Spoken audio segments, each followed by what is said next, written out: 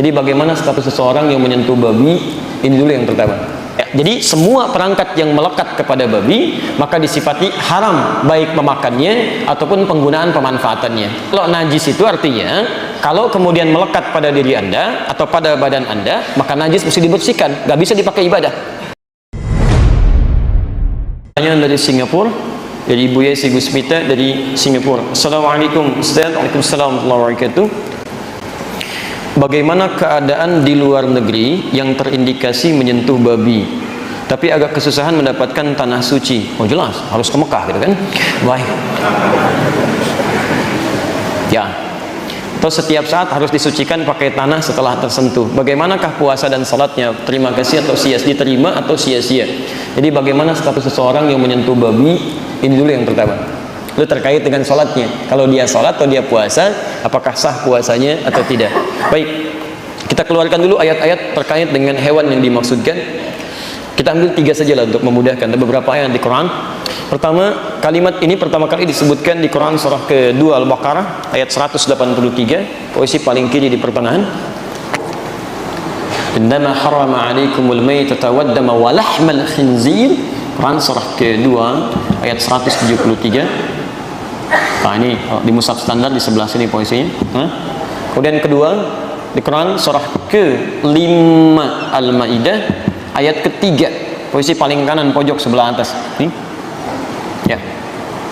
Hurrimat 'alaikumul maitatu waddamu wa lahmul khinzir. Ini. Dan yang ketiga bisa ditemukan juga di Quran surah ke-6. Tadi dibacakan di Imam Maghrib kita, tapi belum sampai ke ayat ini, ayat 145. Posisi paling kanan di pertengahan. Nih. Baik.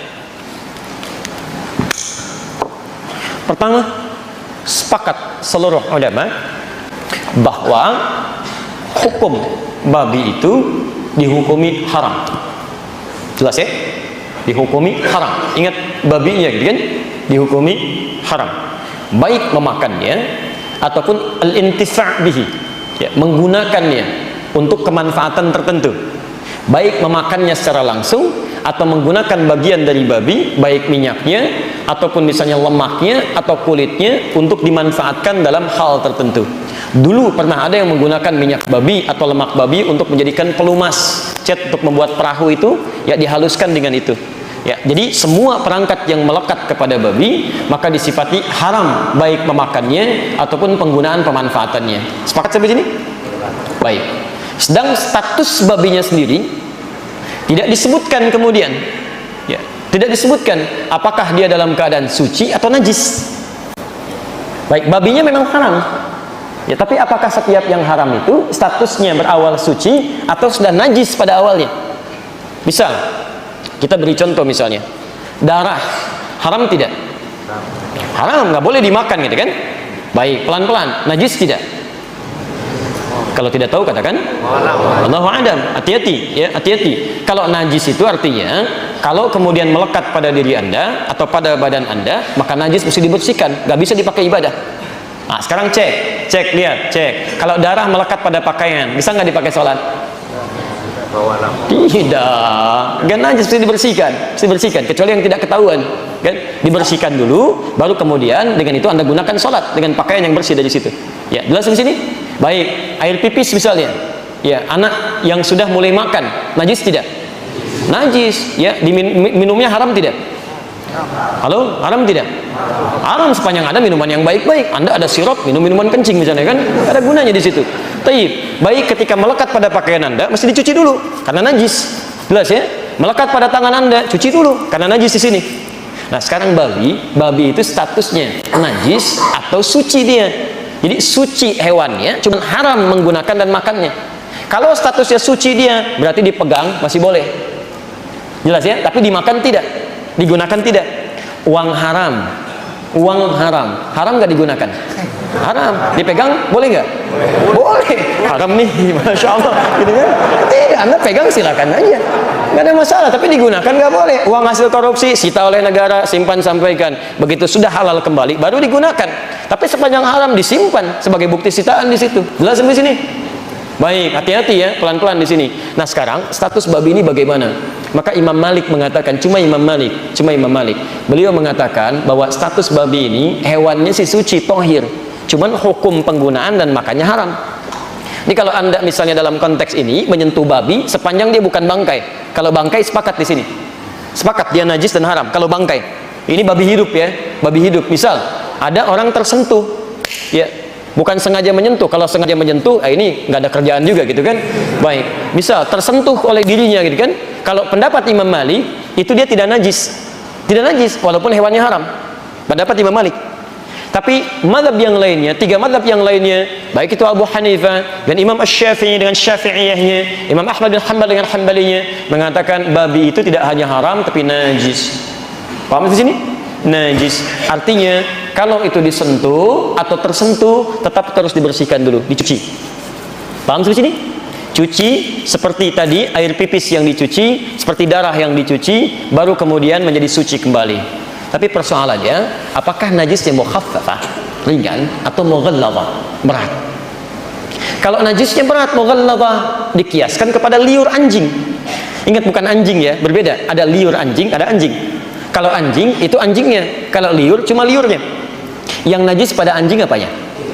Liurnya. Jadi boleh nggak pegang anjing? Kalau tidak tahu katakan.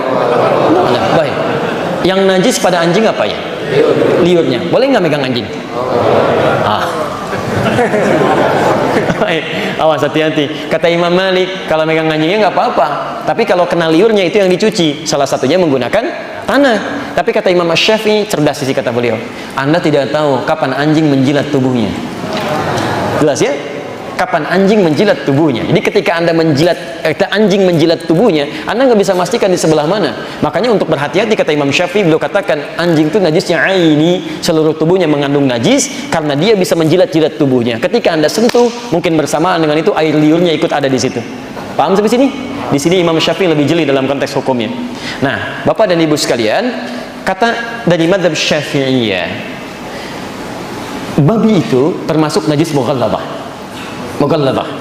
Jadi kalau tersentuh itu, maka dia harus dicuci, yang salah satunya 7 kali cucian itu salah satunya menggunakan tanah. Jelas di sini? Persis seperti membasuhnya tangan atau bejana yang terkena air liur anjing. Cuci dengan 7 basuhan, diantaranya salah satunya menggunakan tanah. Paham di sini? Sedangkan yang lainnya selain Syafi'iyah memandang bahwa tidak tepat mengkiaskan babi dengan liur anjing karena berbeda di sini. Beda. Ya, lihat ketika kias disebutkan ataf di Quran, ataf itu mengikutkan hukum pada sebelumnya. Atafnya babi di Quran tidak pernah diatafkan kepada anjing, tapi selalu diatafkan kepada bangkai misalnya, kemudian darah misalnya. Al-Baqarah ayat ke-173. Innama harrama 'alaikumul maitata wad-dama wa lahmal khinzir. Ya, wa menggunakan wa, diharamkan bagi kalian bangkai, darah. Lihat, darah tadi kan najis kan? Bangkai najis kan? Artinya kalau kita pegang kita bersihkan kan? Setelah itu Allah menyebutkan babi dengan huruf waw. Wawunya ma'iyah. Ma'iyah itu menyamakan hukum antara sebelum dengan setelahnya. Jadi yang setelahnya diikutkan pada hukum sebelumnya. Jadi kata 2 ulama atau 2 madhab yang menyebutkan babi tidak bisa dikiaskan dengan anjing, tapi dikiaskan pada najis lain yang tidak serupa dengan liur anjing. Apa itu? Seperti darah, seperti mayit bangkai, ya mayitah bangkai dan sebagainya. Jadi dari sini, kalau sekiranya ada orang menyentuh babi atau tersentuh dengan keadaan yang nggak bisa dihindari, cukup dia cuci saja yang merasakan bersih dari sisi cuciannya dengan menggunakan sabun tahara atau semisalnya sehingga dipandang suci dalam keadaan dirinya. Jelas di sini? Nah, tapi kata mazhab Syafi'iyah, kami berpendapat untuk kehati-hatian tetap dia seperti anjing. Ya, dikiaskan kepada air liur anjing yang kalau terkena tetap menggunakan salah satu menggunakan tanah. Di sini kalau kami melihat yang lebih rajih adalah pendapat para ulama yang memandang babi itu haram, termasuk najis, tapi najisnya tidak dikiaskan dengan liur anjing. Jelas ya? Dikiaskan dengan najis yang lainnya yang cukup kemudian dibasuh dengan sabun atau yang serupa yang menghilangkan bekas-bekas najisnya. Paham sampai sini? Baik. Pertama dari sisi kias hukumnya. Kedua dari sisi dalilnya. Dan yang ketiga dari sisi tujuannya. Ya, awas, maqasidus syariah untuk menghilangkan najis pada liur anjing itu karena setelah diteliti pada liur anjing terdapat bakteri-bakteri yang tidak bisa dimatikan, dibunuh kecuali dengan menggunakan unsur dari tanah. Sedangkan pada babi tidak. Ada unsur-unsur yang berbeda di sini. Jelas di sini? Baik ya. Jadi ini diantaranya. Anjing bahasa Arabnya apa? Kalau tidak tahu katakan. Baik, anjing bahasa Arabnya apa? Tidak ada di Arab anjing, wallahu a'lam. Madza fil arabiyyati anjing? Wallahu a'lam. Masyaallah. Anjing bahasa Arabnya kalbun atau kilab. Baik. Kalau serigala masuk anjing bukan? Serigala. Wah. Serigala masuk anjing bukan? Awas, hati-hati ya, namanya beda. Serigala disebut dhi'bun di surat Yusuf, akalahu dhi'bu, dimakan oleh serigala. Serigala. Di anjing disebut kalbun, serigala disebut dengan dhi'bun. Awas, ini harus jeli di sini. Karena air liur pada serigala beda dengan air liur pada anjing. Beda, hati-hati. Jadi kalau Anda kena air liur serigala misalnya, hati-hati, mohon maaf ya, kena najis tidak? Tidak sama dengan anjing, tapi pilihannya kena air liur anjing, tangan Anda selamat, atau kena air liur serigala, tangan Anda potong. Pilih mana? Jadi nggak usah pelihara kedua-duanya, maksud saya ya, nggak ada kerjaan, ngapain gitu kan? Kecuali untuk kebutuhan yang lainnya. Oh, hati-hati ya. Fikih itu selalu fleksibel melihat kebutuhan hukumnya, tapi juga tidak diringan-ringankan. Ada ilat hukum yang mesti dipelajari. Baik. Kayak misalnya anjing apa hukumnya dimakan? Haram. Kalau anjing laut? Hati-hati, awas, hati-hati, awas, karena nanti kita akan lihat ada banyak hadis yang menyebutkan kan, al-bahru tahuru ma'uhu wal hillu maitatuhu, yang segala yang di laut itu suci airnya dan halal bangkainya. Ya, halal bangkai yang di laut, di semua yang ada di laut itu halal. Babi apa hukumnya? Haram. Babi laut? Enggak ada, jadi nggak usah nekat. Babi itu haram, bawa ke laut dulu aja. Masya Allah, dilempar ke laut ya. Begitu mati dia sate di situ, tidak, itu tetap haram. Baik ya, semua yang di laut semuanya halal kecuali putri duyung. Baik.